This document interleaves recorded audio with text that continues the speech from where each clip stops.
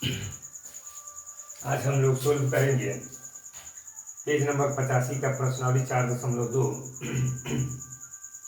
गुणनखंड विधि से निम्न द्विघात समीकरणों के मूल ज्ञात कीजिए। गुणनखंड विधि से निम्न द्विघात समीकरणों के मूल ज्ञात कीजिए। देखिए इसमें लिखा हुआ है पहला हिसाब, गुणनखंड विधि से हमको द्विघात समीकरणों के मूल ज्ञात करना है। x² - 3x - 10 = 0, 2x² + x - 6 = 0। और ये तीसरा क्वेश्चन है √2 × x² + 7x + 5 × √2 = 0, 2x² - x + 1/8 = 0।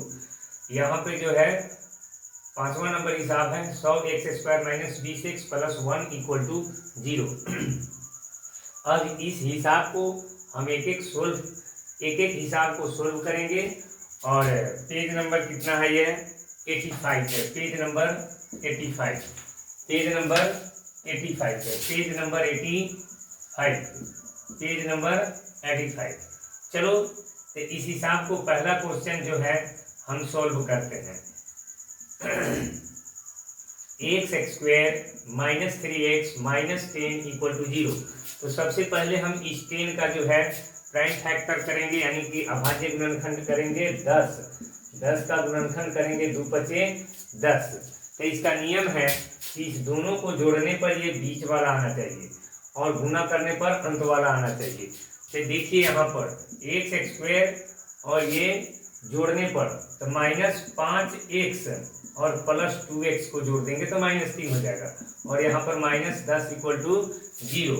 यहाँ पर देखिएगा x है, x² और यहाँ पर x है, तो x इसमें कॉमन लगेगा तो x × x - 5 यानी x बार आ गया है, प्लस 2 × 5 = 10, 2 × x 2 × 5 = 10 = 0। अब होगा आपका x + 2 × x - 5 = 0। तो x = ये प्लस है तो उधर जाने पर -2 होगा, ये माइनस है तो 5 आ गया। तो x का मान जो है आपका कितना आ गया, -2 और 5। यही आपका मूल्य है, यही आपका मूल्य है। यानी पहला का 2 और -2 और 5 इसके मूल आ गए हैं। चलिए अब हम दूसरा हिसाब को सोल्व करते हैं। क्वेश्चन नंबर 2 को सोल्व करते हैं। ये क्वेश्चन नंबर 1 था और क्वेश्चन नंबर 2 को सोल्व करते हैं। आप इसको देख लीजिए। अब चलिए आगे हम क्वेश्चन नंबर 2 को सोल्व करते हैं। क्वेश्चन नंबर 2 जो है कह रहा है 2x² + x - 6 = 0। तो सबसे पहले क्या करेंगे, फर्स्ट इंटू लास्ट, यानी प्रथम और लास्ट अंतिम का गुना होगा। 2 × 6 = 12 का गुणनखंड करके जिस तरह से हुआ उसी तरह से हमको करना है। यानी कि जोड़ने पर 1 आना चाहिए, गुना करने पर ये 6 नहीं रहा, 12 होना चाहिए। तो हमारा 2 × 6 = 12, 2 × 3 = 6। तो आप देखिए 2 × 2 = 4 और 3, 4 × 3 = 12 और 4 में से 3 जाएगा तो 1 बच जाएगा। इसलिए आप यहाँ पर क्या कीजिए, 2x² और ये +4x, 4x - 3x - 6 = 0। तो यहाँ पर 2 × 2 = 4 होगा तो 2x कॉमन होगा। तो यहाँ पर x + 2 × 2 = 4 - 3 कॉमन, 3 × 2 = 6। तो यहाँ पर x और प्लस देंगे, माइनस प्लस माइनस, इसलिए 3 × 2 = 6, 2 आएगा बराबर 0। तो यहाँ पर 2x - 3 और x + 2 = 0। या आप कर सकते हैं 2x - 3 = 0 और x + 2 = 0। तो 2x = 0 + 3, तो 2x बराबर आपका यहाँ पर आएगा 3। तो x = 3/2 और ये x = 0 - 2, तो x बराबर कितना आ गया, -2। देयरफॉर इसके मूल जो हो गए आपका 3/2 और -2 आंसर हो गया क्वेश्चन नंबर 2।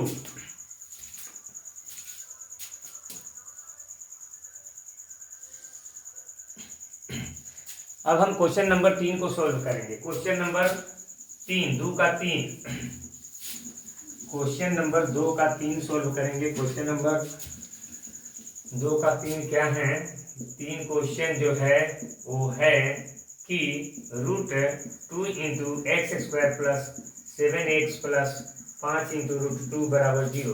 उसी तरह से फर्स्ट इंटू लास्ट करेंगे। फर्स्ट इंटू लास्ट का मतलब हुआ यहाँ पर रूट 2 गुना और 5 इंटू रूट 2 करेंगे।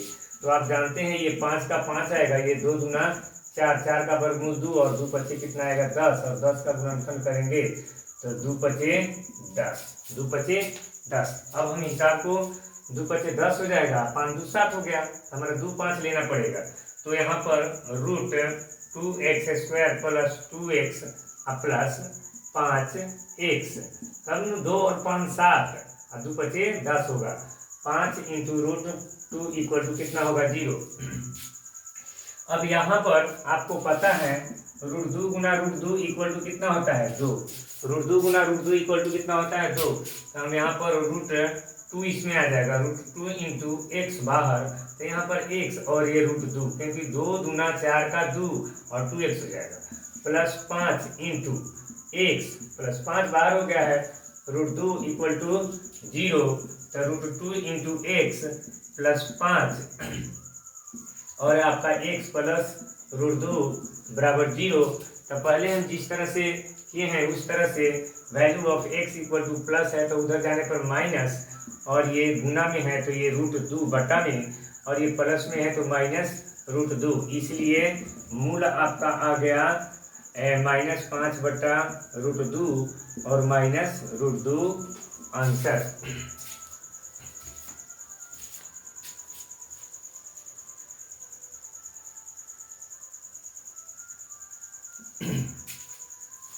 अब क्वेश्चन नंबर 4 को हम पढ़ेंगे। क्वेश्चन नंबर 4 को सोल्व करने जा रहे हैं।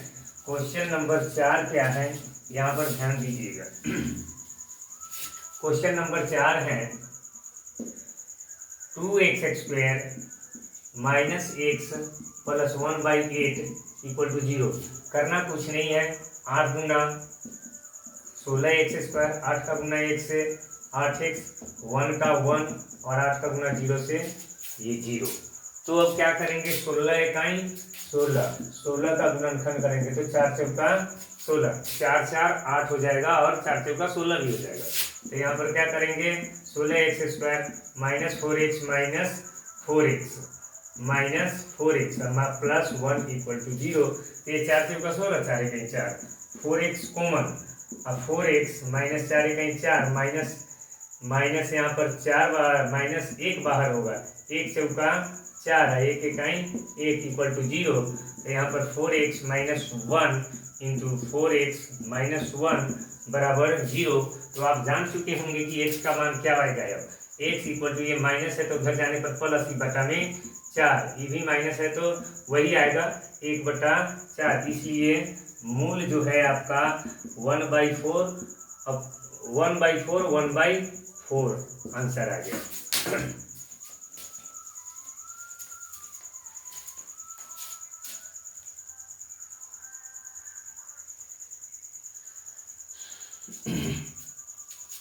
अब क्वेश्चन नंबर 5 को देखिए आप।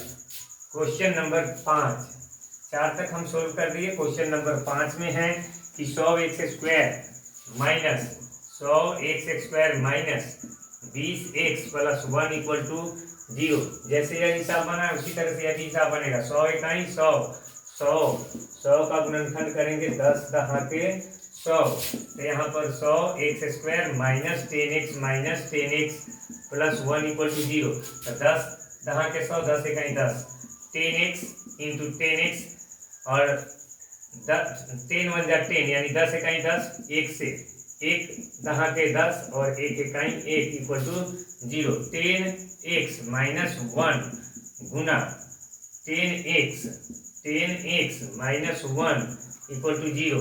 तब x इक्वल टू आप समझ गए होंगे 1/10, इसलिए इसका दो मूल जो है आपका 1/10 और 1/10 आंसर आ गया।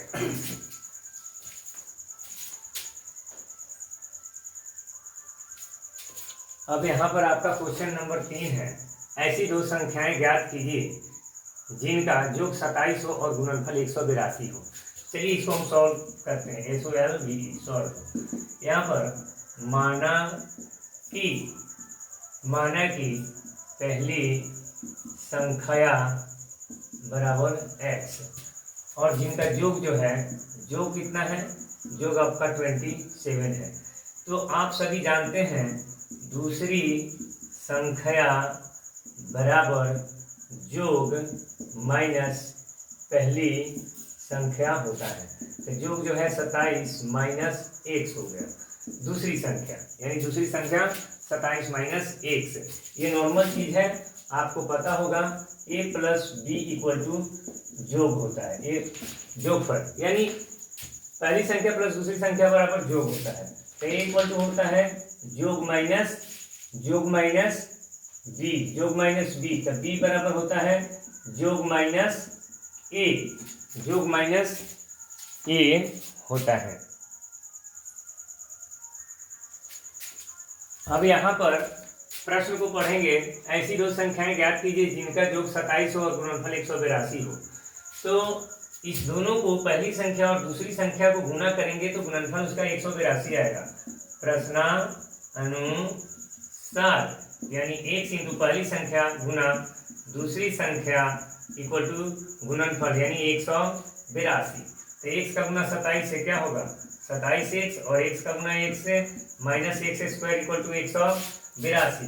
अब याद कर दीजिए 182, ये 27 उधर जाएगा तो माइनस 27x, और ये माइनस है तो plus x square equal to 0। अब इसको x square minus 27x plus 182 equal to 0 कर दिए, 182 इक्वल टू 0। तो हम क्या करेंगे, 182 का गुणनखंड करेंगे, 182 का क्या करेंगे, गुणनखंड करेंगे। 182 का गुणनखंड करके बीच में हमको 27 और गुना करने पर 182 आना। तो आपने देखा 182 का गुणनखंड जो है 2 7 13 आया था, 2 सते 14 और 13, तो ये 14 हुआ और 13 हुआ, 14 13 27 हो जाएगा, माइनस 14 और माइनस 13 27 होगा, और माइनस 14 और माइनस 13 को गुना करेंगे तो 182 आएगा। इसलिए अब हम लिख सकते हैं x square minus 14x minus 13x plus 182 equal to 0। तो x minus 14 minus 13 into x, यहाँ माइनस देंगे क्योंकि माइनस माइनस प्लस होने वाला है, और 14 ही लिखेंगे बराबर 0, क्योंकि 13 से 182 में भाग होता है। तो x minus 13 into x minus 14 equal to 0। तो x इक्वल टू 13 और 14 आ गया।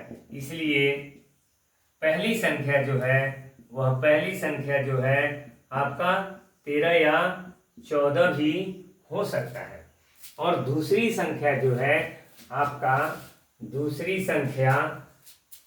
संख्या क्या हो सकता है वो बताते हैं। दूसरी संख्या जो है वह आपका आएगा 27 माइनस x, मतलब 27 माइनस 14, 27 माइनस 13, 27 में से 14 जाएगा तो 13, या 27 में से 13 जाएगा तो 14। ये दूसरी संख्या हो गया, दूसरी संख्या हो गया। चलिए अब हम क्वेश्चन नंबर 5 पढ़ते हैं। क्वेश्चन नंबर 5 है प्रश्नावली 4.2, ये क्वेश्चन नंबर 5 है। तो इसमें कह रहा है एक समकोण त्रिभुज की ऊंचाई इसके आधार से 7 सेंटीमीटर कम है, यदि कर्ण 13 सेंटीमीटर का हो तो अन्य दो भुजाएं ज्ञात कीजिए। सबसे पहले इसमें क्वेश्चन को आप पढ़ेंगे, एक समकोण त्रिभुज है, एक समकोण त्रिभुज की ऊंचाई इसके आधार से 7 सेंटीमीटर कम है। ये समकोण त्रिभुज आपका हो गया, ये समकोण त्रिभुज हो गया, ये आपका आधार हो गया, ये आधार हो गया, और ये आपका ऊंचाई हो गया, ऊंचाई हो गया, आधार और ऊंचाई हो गया। तो आप देखिए ABC एक समकोण त्रिभुज है, ये आधार x है और ऊंचाई x माइनस 7 हो जाएगा, क्योंकि आधार से ये 7 सेंटीमीटर कम है। कर्ण जो है 13 सेंटीमीटर है, कर्ण क्या है 13 सेंटीमीटर है। तो यहाँ पर लिखना पड़ेगा, माना कि आधार बराबर x सेंटीमीटर, तो ऊंचाई ऑटोमेटिक हो जाएगा, आधार से कितना सेंटीमीटर कम है 7 सेंटीमीटर, तो x माइनस 7 सेंटीमीटर। कर्ण दिया हुआ है 13 सेंटीमीटर। तो आप समकोण त्रिभुज में जानते हैं पाइथागोरस प्रमेय से, चूंकि कर्ण का whole square AC square equal to AB square plus BC square, AC का मान जो है वह 13 है। 13 का whole square equal to AB का मान क्या है x माइनस 7 का होल स्क्वायर और BC का मान जो है x स्क्वायर है। तो ये 13 का होल स्क्वायर 169 होता है, a माइनस बी का whole square x square minus 2a का मान x, b का मान 7 प्लस 7 का होल स्क्वायर ये प्लस एक्स स्क्वायर। तो यहाँ पर देखिएगा 169 इक्वल टू आपका एक्स स्क्वायर और एक्स स्क्वायर 2x स्क्वायर हो गया और 2 का गुना 1 से 2x 2 सते 14x और ये 7 सते 49 हो गया, या 2x square minus 14x plus 49 minus 169 equal to क्या कर देंगे 0। 169 बराबर 0। अब यहाँ पर ध्यान दीजिएगा कि 2x स्क्वायर माइनस 14x और माइनस 120 इक्वल टू 0। आपको पता है 120 कहाँ से आया, माइनस 169 में से 49 घटा 120। अब हम कॉमन लेते हैं 2 से, तो 2 से कॉमन लेंगे तो एक्स स्क्वायर 2 सते 14 यानी 60 गुना 120 इक्वल टू 0। तो ये आपका आ गया x square minus 7x minus 60 equal to 0। 60 equal to 0, 60 equal to 0। अब करना क्या है, यहाँ पर हिसाब को अब हम बनाएंगे। यहाँ पर लिखा हुआ है एक्स स्क्वायर माइनस 7x है, तो 60 का जो है गुणनखंड करेंगे। ये आपको पता है 12 पचे कितना हो जाता है 60, 12 पचे 60 होता है। तो यहाँ पर 12x plus 5x minus 60 equal to 0। तो x माइनस 12, x माइनस 12, अब यहाँ पर प्लस 5 इंटू एक्स, 12 पचे कितना होगा 60 बराबर 0। 60 बराबर 0, 60 बराबर 0। तो यहाँ पर क्या करेंगे x plus 5 into x minus 12 बराबर 0। देयरफॉर x इक्वल टू 5 और 12 माइनस 5 और 12, इसलिए आपका आधार जो है वह 12 सेंटीमीटर आएगा। और ऊंचाई के बारे में आपको पता है, ऊंचाई जो है कितना है x माइनस 7 है, तो 12 माइनस 7 बराबर 5 सेंटीमीटर, यानी आधार 12 सेंटीमीटर हुआ और ऊंचाई जो है 5 सेंटीमीटर आ गया।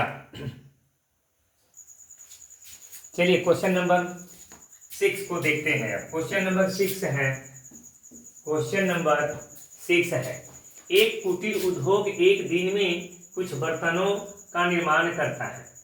एक विशेष दिन यह देखा गया कि प्रत्येक नग की निर्माण लागत रुपए में उस दिन के निर्माण किए बर्तनों की संख्या के दुगुने से 3 अधिक थी। यदि उस दिन की कुल निर्माण लागत रुपए 90 थी, यानी 90 रुपए थी, तो निर्मित बर्तनों की संख्या और प्रत्येक नग की लागत ज्ञात कीजिए। चलिए हिसाब को सोल्व करते हैं। पहले आप प्रश्न को समझ लीजिए। माना कि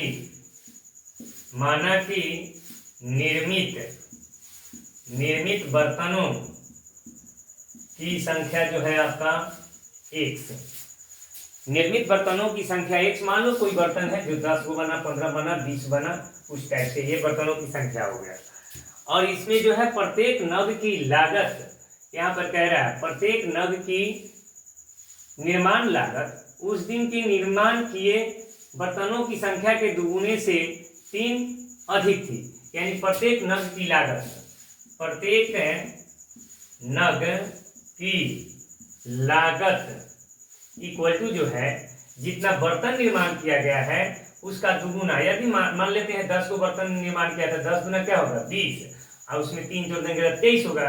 लेकिन यहाँ तो हमने माना है क्या x, तो x का दुगुना यानी 2x प्लस 3 जोड़ देंगे इसमें 3 रुपए। और प्रश्नानुसार आप जानते हैं, मान लो हम किसी दुकान में गए और 1 केजी का दाम 10 रुपए है, तो 5 केजी का दाम कितना होगा, तो 10 गुना 5 यानी 10 बचे 50 रुपया हो गया, यानी दोनों का हम मल्टीप्लाई करेंगे। उसी तरह से बर्तनों की संख्या और एक नग की लागत को गुना करेंगे तो हमारा कुल निकल जाएगा। अभी निर्मित बर्तनों की संख्या, एक बर्तन नहीं, प्रत्येक नग की लागत मूल्य है यानी 1 का, और बर्तनों की संख्या इतना है, तो ये दोनों का गुना करेंगे तो हमारा कितना आएगा 90 आना चाहिए। तो इसी तरह से हम गुना करेंगे प्रश्नानुसार यानी x गुना 2x प्लस 3 इक्वल टू 90 रुपए। तो x का गुना 2 से होगा क्या होगा 2x स्क्वायर, x का गुना 3 से होगा क्या होगा 3x, उधर से इधर आया माइनस 90 इक्वल टू 0। 90 दुना कितना होता है, ये 90 दुना 180 होगा। 180 का गुणनखंड कर लीजिए, 180 का गुणनखंड करके, तो हमने 180 का गुणनखंड किया तो आपने देखा कि 2 दूना 4, 4 तिया 12, ये हमारा 12 आ जा रहा है और ये 15 आ जा रहा है, 12 15 का, तब 15 से 12 जाएगा तो 3 बचेगा। इसलिए हम यहाँ पर क्या करेंगे 2x square plus 15x minus 12x minus 90 equal to 0। तो यहाँ जो है सिर्फ x कॉमन आएगा, तो 2x प्लस 15, यहाँ पर माइनस 6 आएगा, 6, क्योंकि 6 दूना 12 2 अब 15 छक 90 plus 15 equal to 0। x minus 6 into 2x plus 15 equal to 0। अब आप समझ रहे होंगे कि x बराबर 6 आएगा और ये माइनस 15/2 आएगा, क्योंकि उधर जाएगा, यहाँ उतना बताने की जरूरत नहीं, आप खुद समझ रहे हैं। तो यहाँ पर अब करेंगे निर्मित बर्तनों की संख्या कितना हो गया 6 हो गया, तो निर्मित बर्तनों की संख्या 6 हो गया। तो इसको हम मिटा देते हैं, आप पहले से लिख चुके होंगे या समझ चुके होंगे। तो इसको क्या करते हैं कि निर्मित बर्तनों की संख्या यहाँ पर लिखा जाएगा, निर्मित बर्तनों की संख्या, निर्मित बर्तनों की संख्या बराबर 6, प्रत्येक नग की निर्माण लागत जो है वह 2x प्लस 3 रुपए है। तो यहाँ पर क्या करेंगे 2 गुना 6 प्लस 3 बराबर 6 गुना 12 3 15 रुपए हो गया। आज हम प्रश्नावली 4.2 का पूरे हिसाब को सोल्व किए हैं। अब अगले दिन हम पढ़ेंगे 4.3 अगले दिन पढ़ेंगे 4.3 जो कि पेज नंबर 97 में है। पेज 97 याद रखिए, पेज 97 और जो है प्रश्नावली